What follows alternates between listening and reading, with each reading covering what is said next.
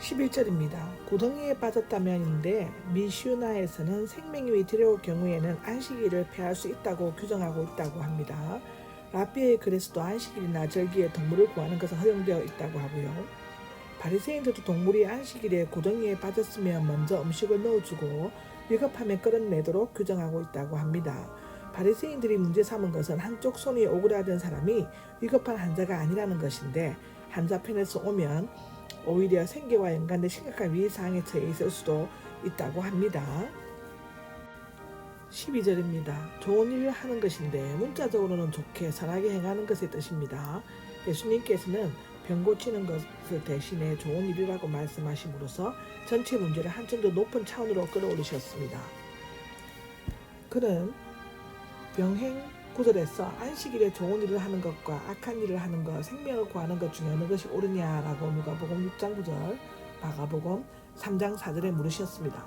그들의 답변을 할 수 없었는데 만일 옳다고 하면 예수님의 행동을 인정하는 것이 되고 옳지 않다고 하면 양 같은 동물은 구출을 허용하면서도 고통당하는 환자는 무자비하게 외면한다는 비난을 면치 못할 것이기 때문이었다고 기록하고 있습니다. 13절입니다. 내 손을 펴라 하고 나오죠. 펴라는 내밀다, 뻗다의 뜻이고 왜 펼치다, 즉 말하자면 영어로 말하면 stretch out, extend, or lay out이라는 뜻이 있습니다. 둘 다 적용할 수 있으나 한쪽 손이 오그라든 사람이므로 펴라는 뜻이 더 어울릴 것 같다고 하죠.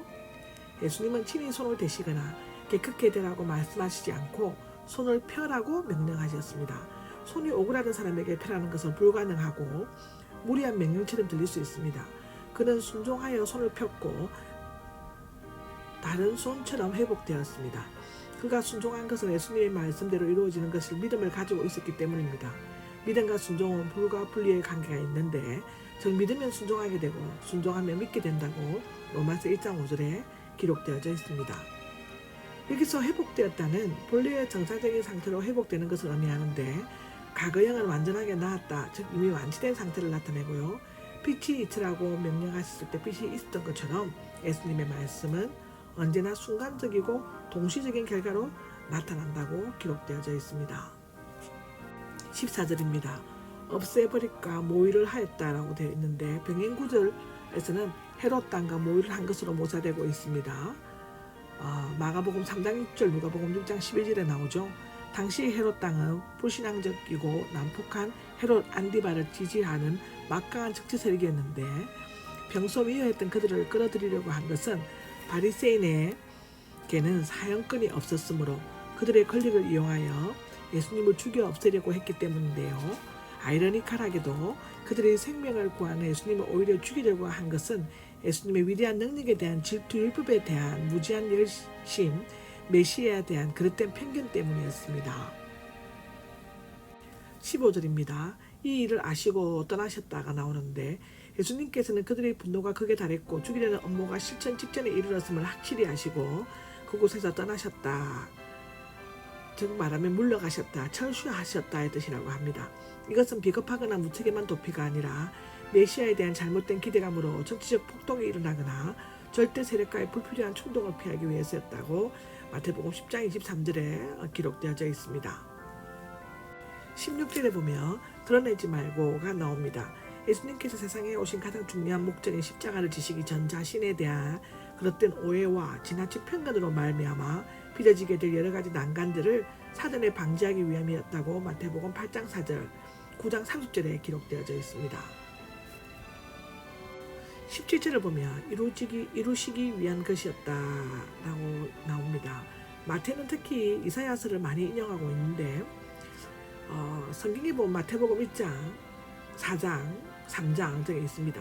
그 이유는 이사야가 메시아로서의 주의 종에 대해 많이 언급했기 때문인데요. 또한 이것은 마태복음이 구약의 내용을 잘 알고 있는 유대인들을 위해 기록되었다는 뒷받침을 하는 근거가 되어집니다. 한 가지 분명한 것은 단 한 가지 사실만 제외하고 모든 구약의 예언이 신약에서 이루어졌다는 사실인데요. 그 한 가지 사실은 예수님께서 다시 재림하신다는 것인데 틀림없이 그 예언도 이루어질 것입니다. 아멘. 18절입니다. 내가 택한 나의 종인데 이사야 42장 1절에도 나옵니다. 히브리어로는 내가 붙드는 나의 종이며 메시아 그리스도를 가리킵니다. 특히 택한 하나님과 메시아가 긴밀하게 연관되어 있음을 나타내고 있는데, 원래 이 예언은 파사의 고레스 왕에 대한 것인데, 그는 바벨론 포로된 유대인을 해방하는 주의 기름 받은 자로서 하나님께 택한 그릇이다 라고 합니다. 이사야 45장 1절에 나옵니다. 정치적 권력적인 메시아를 상징하는 고레스 왕은 영적으로 전 세계의 지배자가 되실 예수 그리스도에게 성취되었습니다. 내 영이 나오는데 내 성령으로 번역할 수 있고요. 그러나 성부와 성자 성령이 동일한 인격인 삼위일체의 차원에서 생각한다면 영이라는 표현이 더 적합하다고 봅니다. 물론 이 영은 우리의 것과는 전혀 다른 초월적이고 거룩한 영이죠. 성부 하나님께서는 예수님의 메시아적 활동을 잘 수행하도록 그의 말씀과 사역에 초월적인 권위와 능력을 보여해 주시며 자신의 영을 한량없이 부어주셨습니다. 이것 또한 마태복음 3장 16절, 요한복음 3장 34절 35절에 나옵니다. 19절입니다. 다투지도 않고 라고 나옵니다. 그는 다투지도 않고 소리치지도 않을 것이며 라고 나오는데, 정치적 권력자로서의 메시아의 상징인 고레스와는 대조적으로 하나님은 겸손한 종으로서의 영적인 메시아이십니다. 예수님은 바리새인들과 정민으로 다투지 아니하시고 떠나가셨다라고 15절에 나오죠. 소리치지도 않을 것이며 자신을 드러내지 말라고 명령하신 사실에서 성취되었습니다. 20절입니다. 상황할 때가 나오죠. 연기나는 심지인데요. 몇 가지 해석이 가능합니다. 첫째로는 그는 상황할 때의 로마의 힘을 꺾거나 연기나는 심지인 흔들리는 근위를 꺾기 위해 온 것이 아니다. 두 번째로는 손이 말라서 아파서 쓸모없는 갈대같이 되어버린 남자의 그 손을 고치시고 연기나는 심지처럼 되어 있던 그 마음에 빛을 비치신다는 뜻이고, 세 번째는 상황할 때는 고생하며 유리하는 자들, 연기나는 심지는 수고하고 무거운 짐진 자들, 또 네 번째로는 상황할 때는 율법주의자들에 의한 죄인으로 낙인 찍힌 자들의 육체를, 연기나는 심지는 그들의 영혼을 가리킨다고 하고요. 다섯 번째로는 영육간에 연약하고 무력한 사람들을 냉담하고 모른적하게 대하지 않으시고 온유함과 사랑으로 대하신다는 것입니다. 모든 해석이 나름대로 타당성이 있으므로 고려할 만하다고 기록하고 있습니다.